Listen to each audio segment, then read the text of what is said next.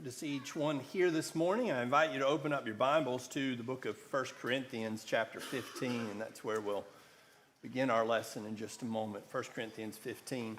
We've been looking at lessons on the subject of masculinity and want to continue that series this morning and looking at the pattern of Jesus in particular.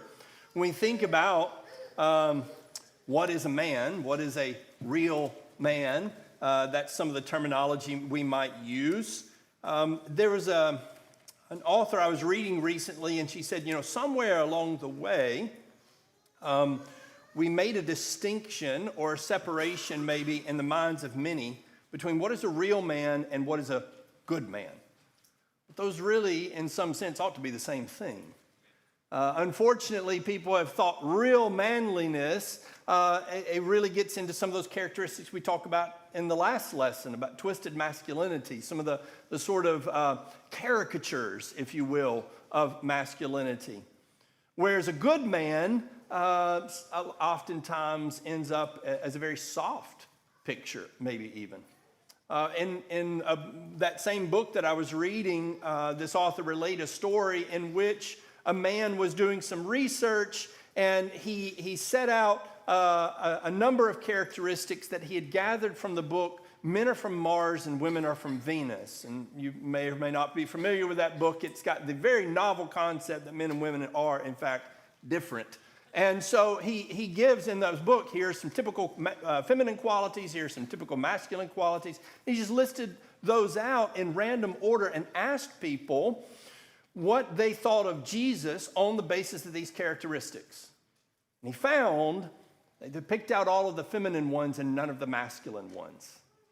And I think that his discovery was that another aspect of the way that we talk about these things is we've presented Jesus, and we talked about this kind of in the history last time, presented Jesus all too often only in the soft pictures and not in those distinctly hard and masculine ways. Well, I want to talk about some of that balance maybe as we go through the lesson this morning, but I want to begin here in 1 Corinthians chapter 15 and verse 45 beginning, where Paul says, "So also it is written, the first man Adam became a living soul, the last Adam became a life-giving spirit. However, the spiritual is not first, but the natural, then the spiritual. The first man is from the earth, earthy. Second man is from heaven." The first, and he says here, the second man. I think the idea is that there are two prototypes. There is Adam at creation. And we learn and have learned already much from what man is and ought to be from those very beginning pages when man is created and given the purposes of man and so forth by God. But then, of course, we learn in chapter 3 how man departs much from those purposes, and we see the disastrous results of that, and we see sort of the world we live in as a result of those departures. But then we come to Jesus, and I think one of the things that we need to contemplate about Jesus is that Jesus is not a way of being a good man. He is the way of being a good man. And not just being, he is the pattern for what a man ought to be. So you don't just look at Jesus and go, well, that's one way of doing it. No, that's the way of doing it. He's the end-all, be-all. And so when somebody is struggling in their own behavior and their own lives, and you put that picture of Jesus, and it's a very demanding picture, and they say, so we're just supposed to do that. Yes, that's it. That's the path. And I think that's what Paul is saying in Romans chapter 5. It's really, you've got two paths. You've got the path of Adam, and it leads to death. It is all the distortions of those realities, and here it leads to death. And you've got the path of Jesus. You've got the pattern of Jesus, and it leads to life. And so those are our options. Well, obviously, hopefully we all want the pattern that Jesus has laid out. Well, I appreciate Garrett leading that song, particularly right before the lesson. I think it encapsulates some of what we want to talk about today, that here are these seemingly conflicting aspects of Jesus that he holds all in one, and that's much of what we want to examine this morning. I want to begin by talking about his submission, and his submission as a king. That Jesus is king. We're not going to spend time establishing. I've spent time in other lessons establishing that. He is the king. He is the king of everything. All submission and authority has been given to me, he says in Matthew chapter 28. But Jesus, we're told throughout the book of John, and looking here particularly in John chapter 5, submits himself wholly and completely to the Father's authority. In John chapter 5, and there in verse 19, John chapter 5 and verse 19, it says, "Therefore Jesus answered, was saying to them, Truly, truly, I say to you, the Son can do nothing from himself, unless it is something he sees the Father doing. For whatever the Father does, these things the Son also does in the same manner." Over in verse 30, again, "I can do nothing from myself. As I hear, I judge. And my judgment is righteous, because I do not seek my own will, but the will of him who sent me." Too often when we talk about manliness, we do talk about the idea of, or people think about the idea of leadership, of being in authority. Jesus, no one can claim more authority than Jesus.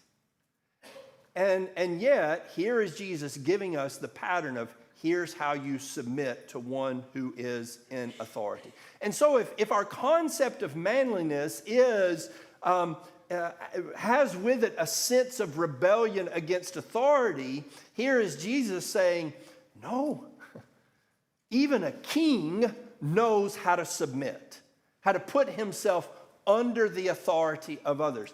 And I want to suggest to you that that makes him all the better of a king.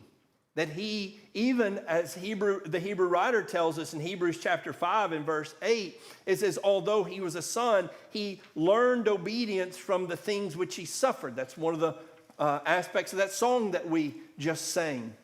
That here Jesus, the king over all, learned obedience. So, what does that look like? What does his submission look like? Well, from the terms of to the Father, it's total and complete. There's nothing that he does not submit to the Father, even, of course, to the point of his own life. But I want to look at some other aspects of Jesus' submission in his life. He submitted to the authorities in his life in ordered ways. So over in Luke chapter 2,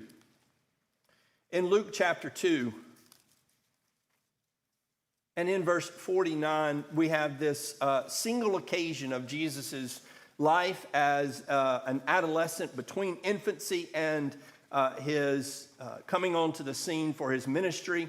The single story of Jesus in the temple.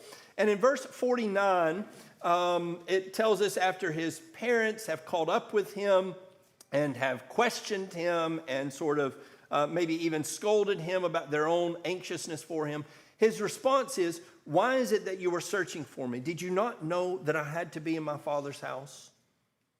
But they did not understand the statement which he had spoken to them. Notice verse 51. "And he went down with them and came to Nazareth, and he continued in subjection to them. And his mother was treasuring all these things in her heart." Well, a few things to note about this.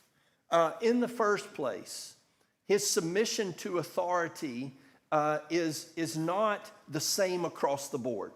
He understands layers of authority, right? There's an authority that comes first, and then there's an authority that's subsequent to that and subsequent to that, and we understand all of those things down the line, or rather he understood all of those things down the line.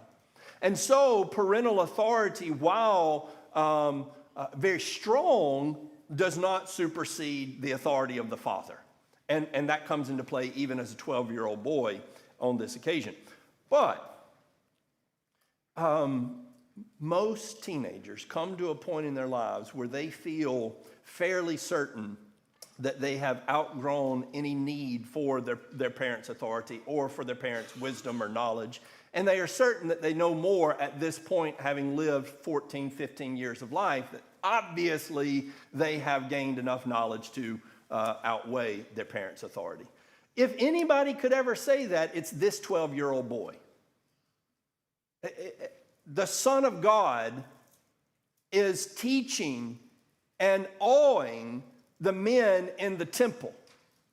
And his parents come and they say, and he doesn't back down on what his responsibility and duty is here, but then it says he went with them and he continued in subjection to them. I want to tell you what, if Jesus could subject himself to anybody on the face of this earth, then no child among us has any right to say, how could you possibly submit to my parents?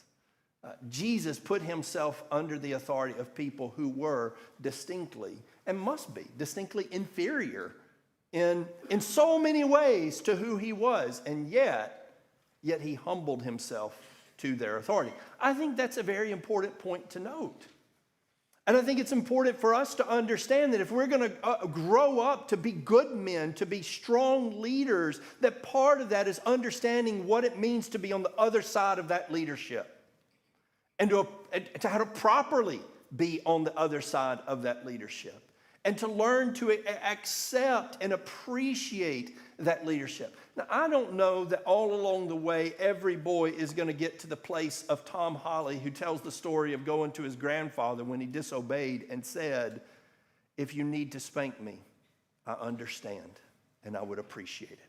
Now, I don't know any other boy who's ever felt that way. Or as he tells the story of thanking his babysitter for the spankings that he got. I mean immediately after he got them, not as some adult. But at the very least, that as you grow and mature, you begin to look back and you can see the value and the wisdom and the understanding. And that even if you are not fully learning that subjection while you are under it, that at the least you could look back and learn something from it. The worst case is people who grow up, who have that rebellious tendency that is so often in our society especially, that they escape that authority and they have learned nothing from it. And they only think about the freedom from that authority. They're not going to be very good users of authority, I would suggest to you. I want to also just say about that he accepted the responsibility that he was born into. That's another aspect of this.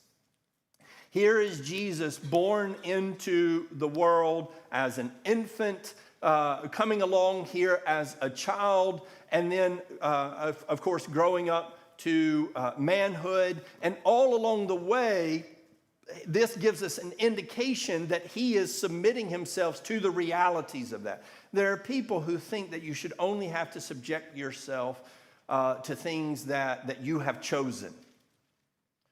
And I want to suggest to you that when you're born into this world under parental authority, you may say, well, I didn't choose these parents. I don't care. God did. You are under that subjection. God told you to subject to those authority. And Jesus subjects to the responsibilities of everything from being a son of a carpenter to being the Savior of the world. And all along the way, he accepts it. He accepts it. I think we're too often, we tend to say things like, this is not fair. I never get a hint of Jesus saying, this is not fair. And if anybody had the right to say it, Jesus had the right to say it. It was not fair. None of this was fair. And yet, all along the way, he accepts it and learns what he ought to. Well, I think also Jesus accepts the prudence of submitting to authorities, even when he's not fully required to submit to those authorities. And I think this is an important lesson from the standpoint of submission. In Matthew chapter 17 and in verse 24, chapter 17 and verse 24, it says, now when they came to Capernaum, those who collected the 2 drachma tax came to Peter and said, does your teacher not pay the 2 drachma tax? And he said, yes. And when he came to the house, Jesus spoke to him first, saying, what do you think, Simon? From whom do the kings of the earth collect tolls or taxes? From their sons or from strangers? And when Peter said from strangers, Jesus said to him, then the sons are exempt. However, so that we do not offend them, go to the sea and throw in a hook, and take the first fish that comes up. And when you open its mouth, you will find a stater. Take that and give it to them for me and for you. I think there is some importance in understanding as we submit to authority, even as we're submitting, that maybe the people who are in authority don't understand very well how to use that authority. Maybe they're even abusing that authority. But there's prudence to understanding when to rebel, even if you have a right to rebel. Like what's the appropriate timing on that? And here, Jesus indicates to Peter, right? He teaches Peter the lesson, which is, I could say to these men, you have no right to demand this tax from me. But maybe that's not the best move right now. And so I think having that sort of dual understanding, that this is not appropriate, but for the sake of prudence, I will submit in the moment. You see that in the Apostle Paul in Philippi, right? Why is it that Paul waits to the moment that he does to say, hey, I'm a Roman citizen? Why not when they immediately arrest him and start, get out the implements to beat him with? Why is it at that moment that he goes, I'm a Roman citizen? I would liken this to maybe being pulled over by a police officer. And here you're in a very serious moment. He's got weapons and authority on his side. And you're thinking, this is the way he's conducting himself is not right here. He's really overstepping the boundaries of the law. Maybe that's not the most prudent time to have that discussion and that fight. You just understand there'll be a time and place, I hope, that I can bring this up in a court of law or something like that. That's sort of what Paul does, right? He goes through the indignities, he keeps his life, and then when there's a more calm time, and actually after he's got the jailer there, he's sort of in protective custody now, right, with the jailer who's on his side, then he stands up and says, you know, what you've done is not right. So he maintains those distinctions. Now, I say this because I want people to learn. I want men especially to learn how to submit to authority. But I don't want men to be blind submitters to authority. I want them to be thoughtful submitters to authority. When I pay my taxes, I submit in ways that God's word tells me to render unto Caesar. And I pay taxes as we are distinctly and explicitly told to do. What I don't do is fool myself into thinking this is just going to help our society grow and these men are going to be wise users of those taxes. I'm not a fool. And so I will teach my son and my daughters to render to Caesar, but also to know who Caesar is. And we're not fools here. Jesus was not a fool as he submitted to these various authorities. Paul was not a fool. He was not some naive dupe as he is submitting to the authorities of Rome. In fact, he's a lot more wise than many who have stood up against the powers that be to their own detriment and to the detriment of their culture even. So I think those are some important lessons to learn. I think what we need to learn all along the way is as we submit, we learn how to exercise authority ourselves. We learn how to exercise it well, and we learn how to exercise it poorly. Over in Matthew 18, right there, is where in that same opening in my Bible, Matthew chapter 18 and verse 23. You recall there the story. This is in response to the question about forgiveness. And here is the story of the king who wished to settle accounts with his slaves, and he brought the one in who owed him 10,000 talents.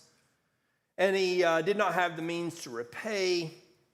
And the command was that he be sold, in verse 25, with his wife and his children, all that he had, and repayment be made. Therefore the slave fell to the ground and was prostrating himself before him. Have patience with me, and I will repay you everything. And feeling compassion, the Lord of that slave released him and forgave the debt. Now, what did he learn? And the answer, as you continue on, you see he ends up in a very similar scenario. The answer is he learned nothing. And one of the things that we learn by submitting to the Father is how to be good fathers and how to pass on and relate to our own children in the way that the Father has related to us. And if we show ourselves to be harsh masters, where we have had the privilege to serve such a merciful master, why then we haven't learned anything, have we? Over in Matthew chapter 23, Jesus says of the scribes and Pharisees, he says, they tie up heavy burdens and lay them on men's shoulders, but they themselves are unwilling to move them with so much as a finger. What are they supposed to learn? What are we supposed to learn from the leadership of the Pharisees? If you're under that and you're the one being made to carry burdens you should not even have to carry, all the while the master is not keeping them. There are some people who learn from that. I can't wait till I'm the one in charge so I can put my feet up and make everybody else do my bidding. It's a wrong lesson. You hate it. So don't learn to be that same. I'll tell you, it's so often that children who grow up in homes with fathers who are the very opposite of what God the Father is. They're abusive in so many ways. They are lazy and demanding. And while their sons grow up angry at that, they don't transfer that into learning the lesson of not being like that. And they end up repeating those cycles of generational failure from fathers. We need to be better. We need to learn. We need to evaluate and understand. Here are the pitfalls that I want to avoid. Finally, over in Matthew chapter 11 and in verse 30, Matthew chapter 11, we see the converse picture, right? So Jesus says they tie up heavy burdens. In Matthew 11, verse 30, Jesus says, my yoke is easy and my burden is light. I want to learn to be the kind of leader, the kind of man who exercises an authority in a way that people delight to be under my authority. That it is not a burden to be under my authority. Now, just caveat here. Children are not always going to enjoy being under your authority regardless. Like, don't make that the way you measure whether or not you're exercising your authority well. You know, your child, you think, my child was really out of sorts and really upset with me yesterday. I must not be doing things right. That's not it. But understand, on the whole, the measure is a good one. That it ought to be, that what the way people relate to our authority ought to be a measure, ought to say something about how well we are exercising that. We are, in the end, men who need to understand that we are both under and in authority. Over in 1 Corinthians chapter 11 and verse 3, 1 Corinthians 11 and verse 3, Paul, as he's talking about authority and a symbol of authority, he says, I want you to understand Christ is the head of every man, and the man is the head of woman, and God is the head of Christ. And so it's ordered authority and understanding. Here you are. Here there is a flow of authority, and notice that man is not at the top. That you're in middle management, as it were. There's someone over you. And as you exercise authority, you ought to be thinking not just about the one that you are exercising authority over, not even just about yourself and your position of authority, but the one who is an authority over you. Of course, Matthew chapter 8 and verse 9, the centurion whose servant Jesus heals, he says here in verse 9, I also am a man under authority with soldiers under me. And I say to this man, go, and he goes, and another, come, and he comes, and to my slave, do this, and he does it. And when Jesus heard this, he marveled and said to those who were following, "Truly I say to you, I have not found such great faith with anyone in Israel." What this man is saying is, I understand both sides of authority. I understand how to be under it, and I understand how to be in it. And Jesus' response is, you do. And you understand more than all these people over here. It is a great thing to learn both to be under and then therefore in authority. And I want to tell you something. When you see men who exercise it well, and you see their relationships with their children, it is a delight. And it is an attractive thing. And it ought to be something that say, I want that. My friend Larson Plyler, he has 3 little boys who I love to be around. And we were together one day, I think we were at camp, crowd of people, and he lost track of where they were. And he whistled a particular whistle, and 3 heads popped up like prairie dogs. I thought, well, that's a neat trick. But I'm going to tell you what, it wasn't, and it isn't, as you watch his relationship with his boys, it isn't a picture of a man who dominates them.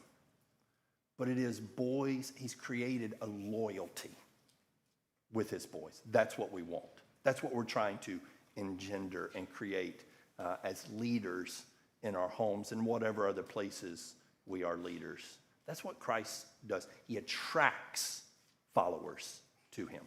All right. Another aspect of who Jesus is the balance in his emotions. I put emotional stability, but what I want to convey here is that Jesus was neither unaffected by the things that happened around him. He wasn't emotionally disconnected. He wasn't just some stoic who walked around who never laughed or cried or felt sympathy and compassion for. But neither was he ruled by any of those things.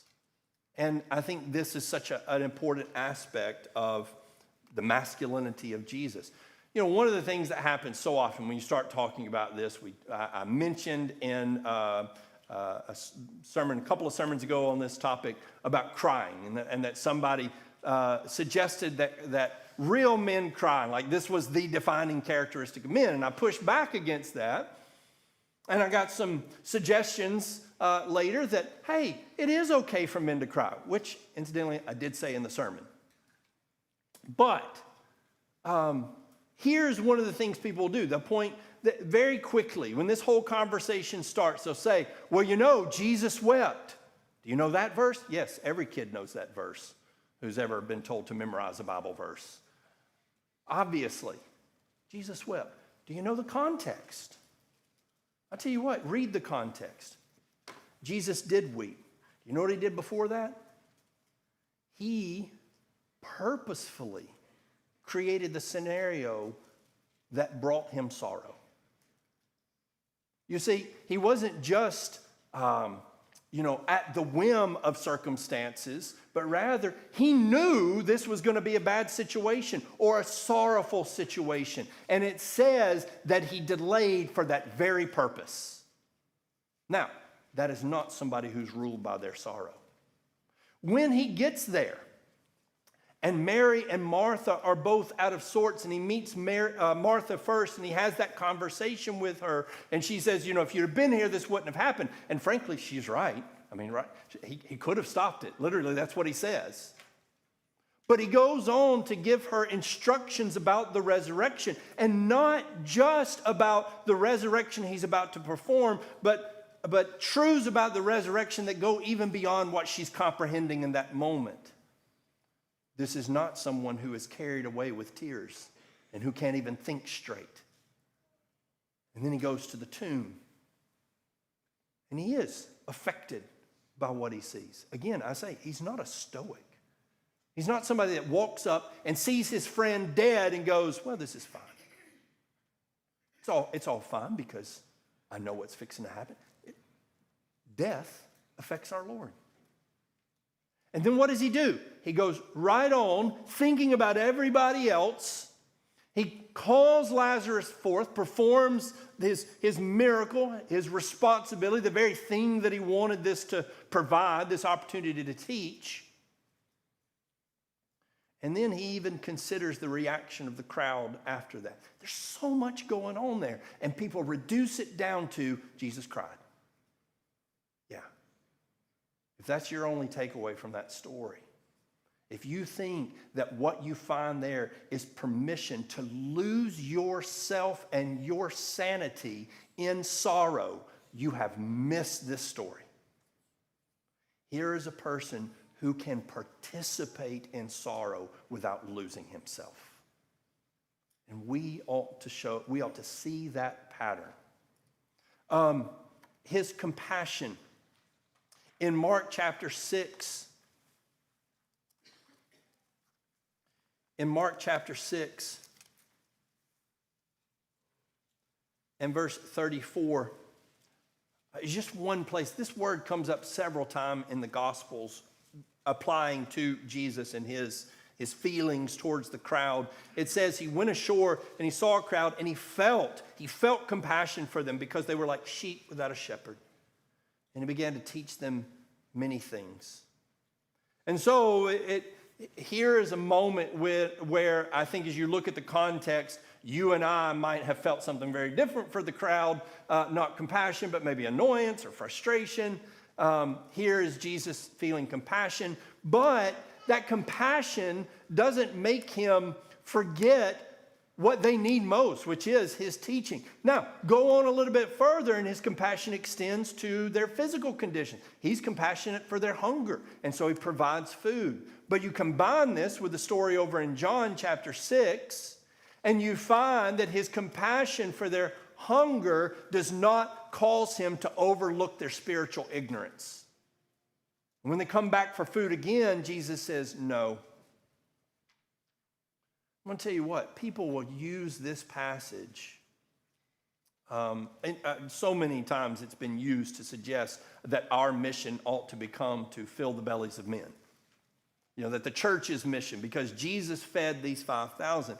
And I think that the very opposite is true, especially as you come to John chapter 6, that after Jesus took care of the immediate need, what they wanted was Jesus' mission to shift over to being a source of constant food. And Jesus says, that's not the point. You missed it. The point was you were supposed to learn something about who I am. You missed it here just as surely as Israel missed the point of manna in the wilderness. But today, people's compassion just wiped John chapter 6 off the map.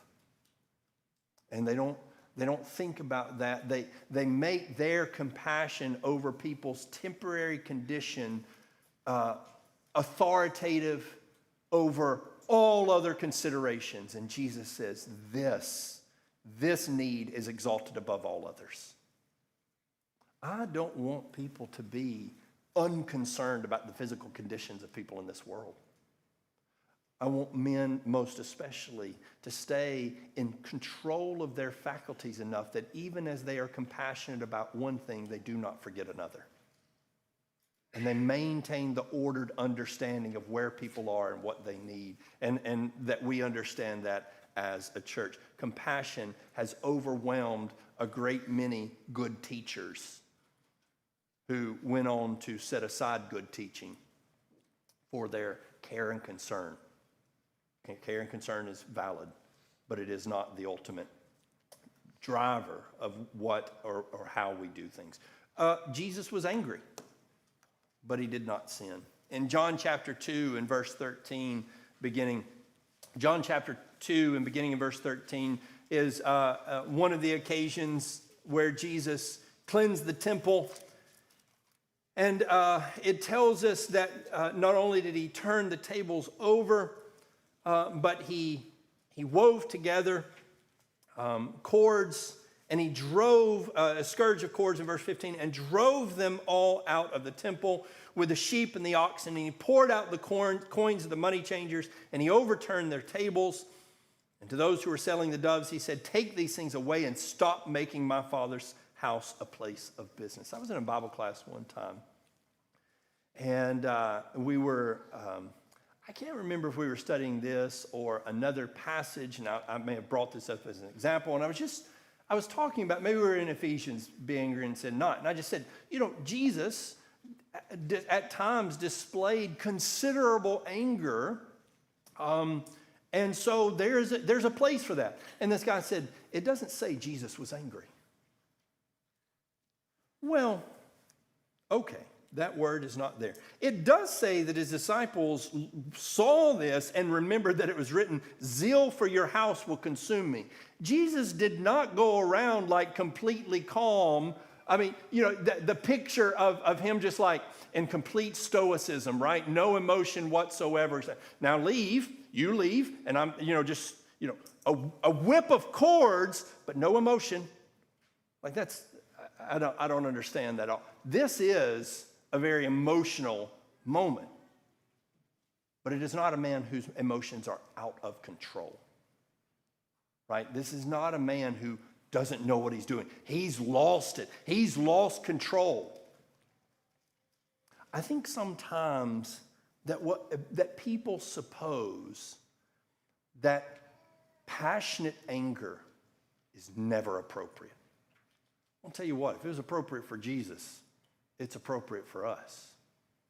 But passionate anger is dangerous. And it needs to be thoughtful and controlled. Jesus is not randomly angry. People didn't just all of a sudden get on his nerves. What happened is he reached a point about a specific thing that says this must not be. Now, here's what happens. Either we live in a world that says, there's never a place for this, or we go to the other extreme where people are constantly seeing the need for tables to be overturned. And so you end up with the sons of Zebedee as Jesus is walking through Samaria on his way to Jerusalem, and they won't let him come in because he's on his way to Jerusalem. And they say, let us call down fire from heaven. And Jesus says, you don't know what you're about. So you see, there's one of those places where they're angry, and Jesus says, this is not the time. Now this leads me to this point. When people want to push back, when I say Jesus was in control of his emotions, they say, well, Jesus wept. Okay, that's right. Are the pages filled with Jesus' emotional outbursts? Is he someone that's just constantly driven and tossed around by emotions? Or is it actually a pretty exceptional thing? Does he just cry at everything? Or is it moments where there's intensity? I do not think that men should be characterized as just constantly flowing over with emotion. Not that we're cut off or unable to be touched by emotion, but that we are people who are not easily driven to it. And when we are, even then, we maintain control. But if you're constantly given over to your emotions, the likelihood that you're going to maintain control is low. So yeah, there is a bit of, some people might think that we're emotionally cut off. I think what Paul says in 1 Corinthians chapter 7, at the latter end of 1 Corinthians chapter 7, where he talks about those who we don't weep like the world, we don't rejoice like the world, we're not even married like the world is married, we don't make use of the things of this world. There's a certain degree of detachment between us and the world. I think that's right. I think that ought to be.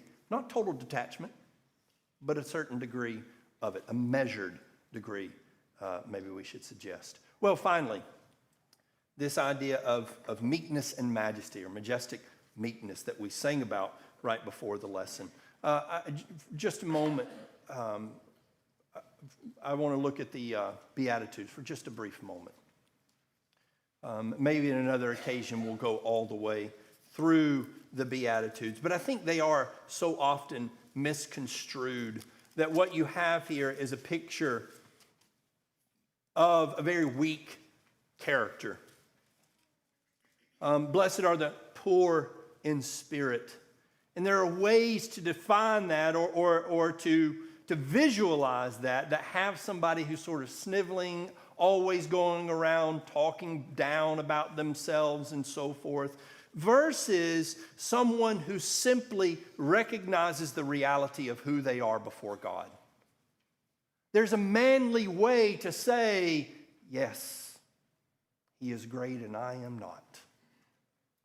And there is a very unmanly way to go around and sort of have a false humility that I think is much more popular. As you look at those who mourn, there is a way to mourn and to do so thoughtfully while maintaining your thoughtfulness, as we see in our Lord. And there is a way to mourn in which you lose all sensibility. We talked about this with Job and his wife. Job's wife loses her sense. Job is absolutely, demonstrably mourning at all the losses that he has endured, but he has the sense to say to his wife, we will not talk like that. That is a manly way to mourn. Or those who are meek, or lowly, as the Legacy Standard says here, for they shall inherit the earth. Our picture of Christ and his meekness, what does that look like? What about those who hunger and thirst for righteousness?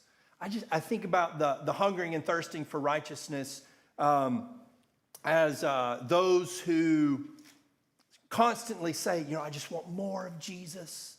I just long to be in his word and among his people. And those are some of the very same people who will walk into a worship service that is a little bit demanding and say, I just didn't get anything out of that today. You're not hungering and thirsting. You're hungering and thirsting like a little baby. You're hungering and thirsting and saying, somebody do all the work for me, but I'm not going to do anything to actually go get it. Do you see how you can approach these in a very weak need and a very limp sort of way versus a way that says, I want it and I will go get it. And I will have it no matter what it costs. You see there's both humility and strength to that kind of attitude. You just go walk down through the rest of the Beatitudes. They all have that sort of ability to see it in a weak way or to come at it from a place that actually has some substance. Thinking about Jesus' meekness in particular, his lowliness, as it may be defined, over in John chapter 13 is the occasion where Jesus kneels down. Again, this is a favorite picture of people who want to soften maybe the image of Jesus. But as Jesus kneels down to wash the feet of his disciples, he never lays down his authority. And when he is challenged about what he is doing, he is still instructing. I think about the way that Bob Waldron was authoritative in my life. The way he spoke to me with authority, and yet I still thought he is so much more humble than me. How did he do that? I mean, I don't understand. How can a man, bring you down to here and you don't feel like he is lording over you? When I wouldn't do what he had asked me to do, and he would just look at me with kind firmness and say, I am giving you my time. Are you willing to give me yours? And I didn't think, what an arrogant man. I just thought, this man is more concerned about me than I am about him. And I'm ashamed of myself.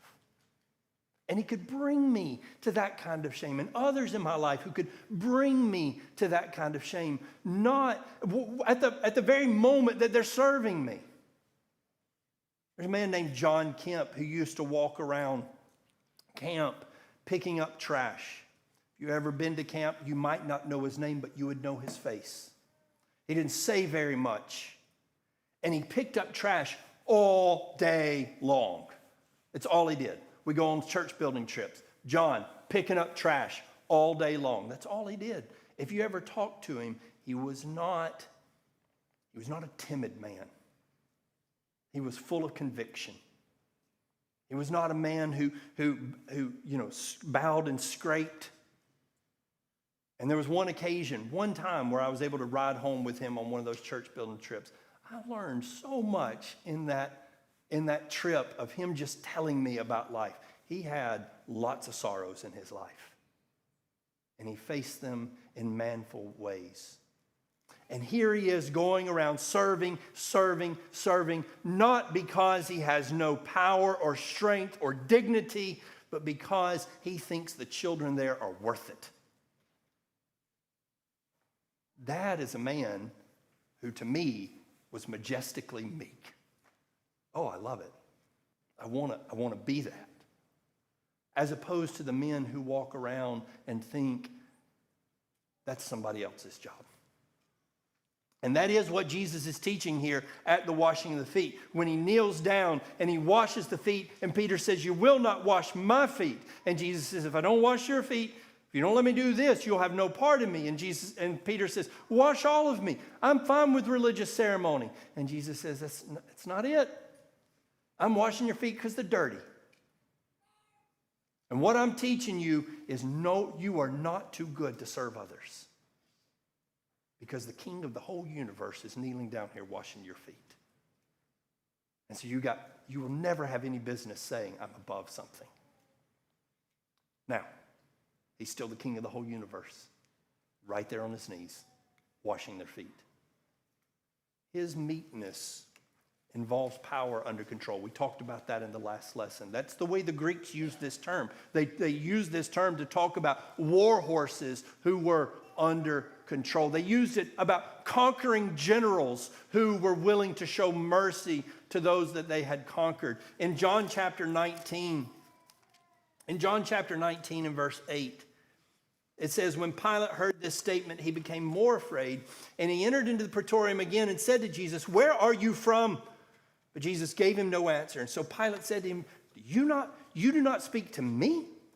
Do you not know that I have authority to release you and I have authority to crucify you?" And Jesus said, "You would have no authority over me unless it had been given to you from the Father above, or from above.